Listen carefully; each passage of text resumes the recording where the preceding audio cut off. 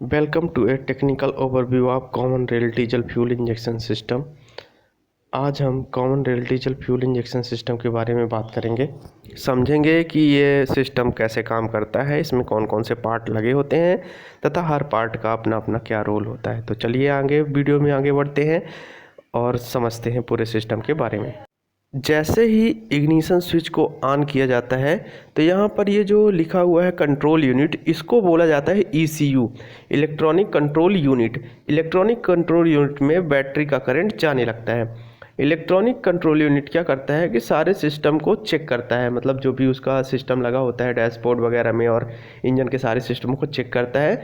जब सब सही रहता है तो क्या करता है, वो करंट किसको भेजता है, फ्यूल टैंक में लगे जो फ्यूल पंप है, छोटा सा फ्यूल पंप है, उसमें उसको वो भेजता है। और उसका काम क्या होता है कि वो जो फ्यूल टैंक में फ्यूल भरा हुआ है उसको फिल्टर के रास्ते होते हुए हाई प्रेशर पंप में भेजना। अब जी ये फिल्टर बीच में लगा हुआ है, ये क्या करता है, फ्यूल को फिल्टर करता है और इधर इसी के रास्ते फ्यूल चला जाता है कहाँ, हाई प्रेशर पंप में।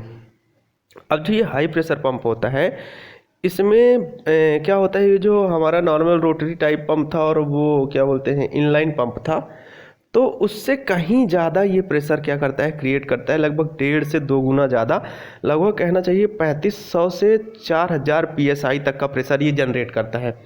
और फिर ये जो ये रेड कलर की लाइन दिखाई गई है, यहाँ से कहाँ भेज देता है, फ्यूल को सीधे भेज देता है कॉमन रेल में। अच्छा, एक जो ये येलो कलर वाली जो लाइन दिखाई गई है, ये जो लाइन है ये ओवरफ्लो की लाइन है, मतलब जो फ्यूल कुछ फ्यूल तो यहाँ से चला गया कॉमन रेल में, जो रेड कलर की लाइन दिखाई गई है, लेकिन जो येलो कलर की लाइन दिखाई गई है, जो उस पंप में जो फ्यूल बच जाता है उसको ओवरफ्लो या रिटर्न पाइप के द्वारा सीधे वापस से टैंक में भेज दिया जाता है। अब क्या हुआ कि इस जो ये पंप है इसने भेज दिया किसको, कॉमन रेल को। कॉमन रेल जो होती है एक रेल होती है जो कि बांसुरी की तरह की होती है, लोकल भाषा में इसको बांसुरी भी बोलते हैं।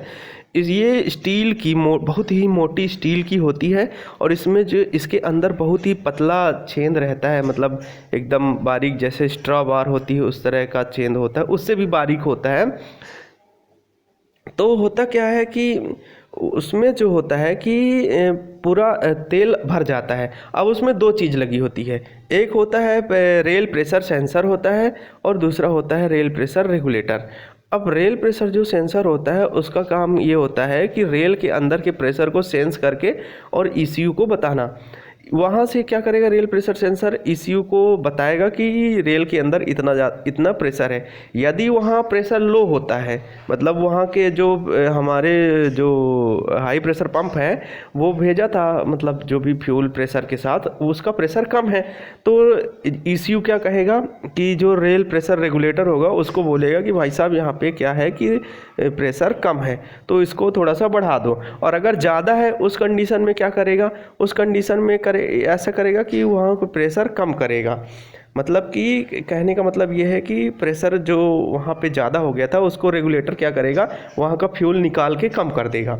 और प्रेशर क्रिएट कैसे करेगा, उसकी जो लाइन है उसकी लाइन को दबा देगा तो प्रेशर हो जाएगा, बढ़ जाएगा। तो ऐसे रेल प्रेशर सेंसर और प्रेशर रेगुलेटर काम करता है। अब जब रेल के अंदर अच्छा फ्यूल प्रेशर क्रिएट हो चुका है तो ये फ्यूल आएगा कहाँ, इंजेक्टर में। इंजेक्टर में आएगा, लेकिन क्या इंजेक्शन होगा, नहीं।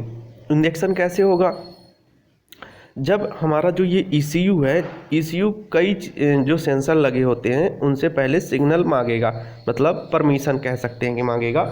और वो सेंसर कौन कौन से है, पहला तो होता है थ्रॉटल पोजीशन सेंसर, मतलब कि ड्राइवर कितना पैडल दबा रहा है उससे ये पता चलेगा। दूसरा होता है मैनिफोल्ड एब्सोल्यूट सेंसर, उससे ये पता चलेगा कि कितनी एयर जो है इनटेक मैनिफोल्ड से सिलेंडर के अंदर आ रही है। तीसरा है क्रैंक पोजीशन सेंसर, जो कि बताएगा कि पिस्टन TDC में है या BDC में है। अगला है जो टेम्परेचर सेंसर, उसको कह सकते हैं ऑक्सीजन सेंसर, तो वो ये बताएगा कि एग्जॉस्ट से कितनी ऑक्सीजन बाहर जा रही है। फिर अगला है fuel temperature sensor. Fuel temperature sensor fuel के टेम्परेचर को बताएगा कि फ्यूल के टेम्परेचर कितना है। ये सारा सिग्नल ये सारे सेंसर सिग्नल भेजेंगे किसको, ECU को भेजेंगे। उसके अकॉर्डिंग ECU क्या करेगा, सिग्नल भेजेगा किसको, इंजेक्टर पे लगे सोलेनाइड के, जो कि यहाँ पे दिखाया जा रहा है, यहाँ पे लगा हुआ है सोलेनाइड। तो फिर ये सोलेनाइड उस हिसाब से क्या करेगा, बाल्ब को खोलेगा और उतनी ही मात्रा में फ्यूल का इंजेक्शन कराएगा, कहाँ, सिलेंडर के अंदर। तो ऐसे ये हमारा जो सिस्टम होता है पूरा काम करता है, ठीक, इंजेक्शन होता है। अब जो बचा हुआ फ्यूल है ये देखेंगे येलो येलो लाइन से होते हुए सीधे इस लाइन से होते हुए यहाँ पे टैंक में आ जाता है। तो ये हमारा जो CRDI सिस्टम है ये ऐसे काम करता है। और ये हर इंजेक्टरों के लिए देखेंगे कि एक ही कॉमन रेल होती है जिसके द्वारा से सेंसरों के माध्यम से सिग्नल भेजे जाते हैं और इंजेक्शन होता रहता है।